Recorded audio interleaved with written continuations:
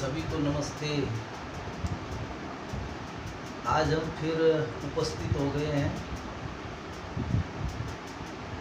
आज हमारा अध्ययन का विषय रहेगा पंचांग। ज्योतिष शास्त्र में पंचांग का बहुत महत्वपूर्ण योगदान है, अथवा पंचांग के बिना किसी भी समय का अथवा शुभ अशुभ समय का अर्थ करना गलत होता है। तो आज सभी को पंचांग क्या है, क्योंकि पंचांग के विषय में बहुत क्वेश्चन आते हैं। किम पंचांगम, का पंचांगस्य परिभाषा, और ये सभी ज्योतिषियों के लिए प्रारंभ का विषय भी है, क्योंकि इससे पहले कल की क्लास में हमने बताया था कि काल मान के बारे में। तो काल गणना को ठीक प्रकार से या शुभाशुभ काल का पहचान करने के लिए तो हमें पंचांग जानने की अति आवश्यकता है।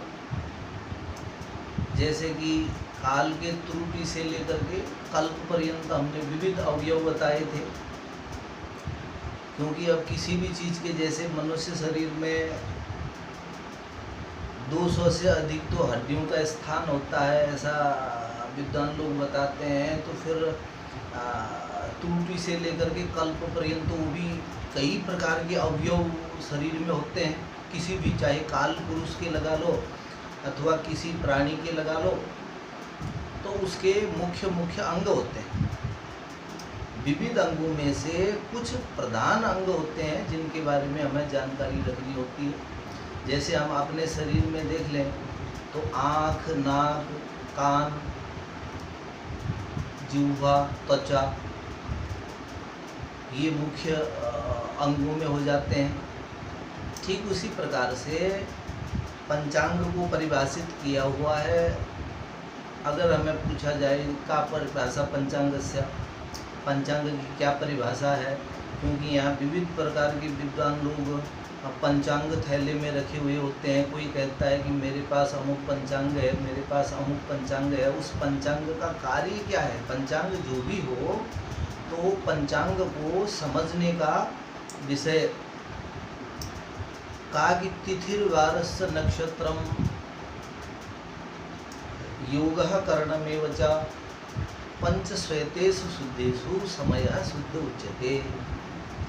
अर्थात तिथि, वार, योग, करण, नक्षत्र, ये 5 समय के जो अंग हैं इनको प्रधान माना। अब वैसे तो तिथि भी प्रतिपदा से लेकर के 30 तिथियां, 15 शुक्ल पक्ष की, 15 कृष्ण पक्ष की, रविवार से लेकर के शनिवार तक 7 बार, अश्विनी से लेकर के रेवती पर्यंत 27 नक्षत्र, विषुकुंभ से लेकर के 27 योग, और बव से लेकर के 11 करण। ये अलग अलग प्रकार के पंचांगीय तिथि, वार, नक्षत्र, योग, करणों के जो घटक हैं, इन घटकों को हम कैसे समझें? आज प्रतिपदा तिथि है कहते हैं, तो प्रतिपदा तिथि किस लिए प्रशस्त है? प्रतिपदा तिथि का जो खगोल पर अथवा आकाश तत्व पर क्या उसकी भूमिका है, इसको हमने समझना होता है कि तिथि, वार, नक्षत्र, योग और करण, इन 5 चीज़ों को पंचांग माना। ये पांचों चीज शुद्ध होने पर तब किसी कार्य को करने के लिए हम सामर्थ्यशाली होते हैं। फिर उस समय किया गया कार्य सुचारू रूप से जैसे होना चाहिए उस प्रकार से होता है। जैसे हम इसको समझने के लिए यह कह सकते हैं कि जैसे भूमि तत्व पर पहले विचार करें। इस खेत पर आलू लगाने के लिए सही है कि नहीं है? अगर हमारा रेतीली ज़मीन होगी तो उसमें आलू कैसे फलेगा? उसमें तो मूंगफली या अन्य चीज़ें जो रेत में फलती हैं, ऐसे खेती की हमें उपज सीखनी पड़ेगी। जब पृथ्वी में अच्छा भी भूमि है और खराब भी भूमि है, कुछ भूमि ऐसे है कि बहुत ही खराब है। तो जब ब्रह्मांड 5 तत्वों से बना हुआ है, पृथ्वी अच्छी भी है बुरी भी है। जल की बात करते हैं, कुछ तो पीने योग्य पानी स्वच्छ साफ सुथरा है और कहीं पर ऐसे है कि दुर्गंधी भरा हुआ जल है, तो वह जल ग्रहण करने युक्त नहीं है और शुद्ध जल को हम पी सकते हैं, ग्रहण कर सकते हैं। जैसे गंगा जी का जल है, इसको लेकर के भगवान को चढ़ाते हैं। तो आप समझ रहे होंगे कि पृथ्वी की भिन्नता है, अच्छी बुरी है। जैसे पृथ्वी के में हम पार जा रहे हैं, बीच में कोई बहुत बड़ा गड्ढा आ गया तो उसको कैसे पार जाएंगे, तो वो तो कठिन भूमि है ना। इसलिए भूमि कठिन भी है, सुविधाजनक भी है, शुभ भी है, अशुभ भी है। ठीक उसी प्रकार से जल को, अब जल कहते हैं तो केवल जल का बोध हुआ, लेकिन किसी जल में, नदी में कहीं पर कोई भी नाव भी जाए तो वो भी पलट जाती है, क्योंकि पानी का कठिन हिस्सा है। कहीं पर पानी एकदम एक जैसे लेवल पर बैठा रहता है, वहाँ पर जाना कठिन है या सरल है, ऐसा समझ सकते हैं। तो जल में जब फर्क है, जैसे अग्नि, कहीं पर तो बहुत ज़्यादा टेम्परेचर है, रहना कठिन है, और कहीं पर बहुत कम 4-5 डिग्री है, वहाँ का जो अग्नि है, वहाँ का तापक्रम है, वहाँ बैठने योग्य नहीं है। अग्नि के हिसाब से जैसे हम कहते हैं कि भाई मुंबई में ऐसा है अथवा बद्रीनाथ में ऐसा है, कहीं का अग्नि तत्व तो कहीं कम है, कहीं ज़्यादा है। तो वायु में भी ऐसा ही है, कहाँ का वातावरण ठीक है, तो आकाश में क्यों नहीं होगा? जो समय है उसमें क्यों नहीं होगा?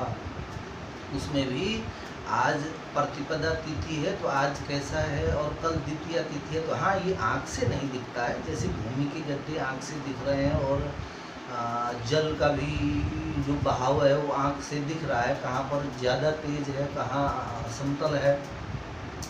तो ठीक इसी प्रकार से पृथ्वी, जल, तेज, वायु और आकाश तत्व में जो आकाश तत्व है, जिसको समय से तिथ्यादि से नापा जाता है, तो वहाँ आकाश तत्व के शुभाशुभ घटकों की चर्चा इसने करी है। इसको समझने के लिए हम ये कह सकते हैं कि जैसे हम गंगा जी जाते हैं तो दीप जलाते हैं। सबसे पहले तो हमें भूमि की आवश्यकता पड़ती है, कहीं पर बैठ करके आसन लगा करके हम दीप जलाएंगे। उसके बाद जल, जिस जल के सानिध्य में हम हाथ जोड़ करके प्रार्थना करते हैं नमामि गंगे, तो दूसरा जल भी उसमें हमें मिल गया है। पृथ्वी जल, 2 तत्वों की हमें सहायता मिल गई है, हम दीप जलाने जा रहे हैं। तीसरा अग्नि, यदि उस स्थान की अग्नि या माचिस हमारे पास होगी तभी तो हम उस दीप को जला पाएंगे। अग्नि का साधन होना चाहिए, अग्नि का समय होना चाहिए। अब हमारे पास पृथ्वी बैठने की जगह भी है, जल आगे बह रहा है जिसको हमने लक्ष्य करके दीप जलाना है, और माचिस भी है। अब वायु का यदि सहयोग नहीं होगा, बहुत जोर से तूफान चल जाएगी, तो फिर हम कैसे दीप जला पाएंगे? अर्थात भूमि तत्व का हमें सहयोग था दीप जलाने के लिए, जल तत्व का भी सहयोग था, अग्नि तत्व का भी सहयोग था, और वायु तत्व का हमारे पास सहयोग नहीं रहा, प्रतिकूल रहा वायु का योगदान, तो हम इसके परिणाम में दीपक नहीं जला पाए। अथवा वायु भी ठीक थी, सब ठीक था, तो यदि हमारा समय ठीक नहीं है, जो वायु से भी सूक्ष्म तत्व है, जो सबसे ताकतवर है, और जो पृथ्वी, जल, तेज वायु, तेज वायु से भी ताकतवर है, आकाश है, तो वही आकाश तत्व समय में है। आकाश तत्व को समय से नापा जाता है, मुहूर्त से नापा जाता है। जब पृथ्वी पर अच्छा बुरा मिट्टी है, वस्तु है, जल पर अच्छा बुरा बहाव या उसका ठहराव है, अग्नि का टेम्परेचर ठीक है, और वायु का भी कहीं तूफान नहीं चलता, वातावरण सही है, तो आकाश दिख नहीं रहा है बोल करके हम उसको नकार थोड़ी सकते हैं। इसी समय और वही चीज़ ज्योतिषी बताएगा, क्योंकि आजकल ज्योतिष शास्त्र में पंचांग के बारे में ज्ञान नहीं होता, और नक्षत्र के बारे में ज्ञान नहीं है, तिथि के बारे में ज्ञान नहीं है, और इनके जो प्रारंभिक है अथवा जो अल्फ़ाबेट है इसको ज्ञान किए बिना ही सीधा सीधा भविष्य बताने लगते हैं, या बड़ी बड़ी घटनाओं में अपने विचार व्यक्त करने लगते हैं।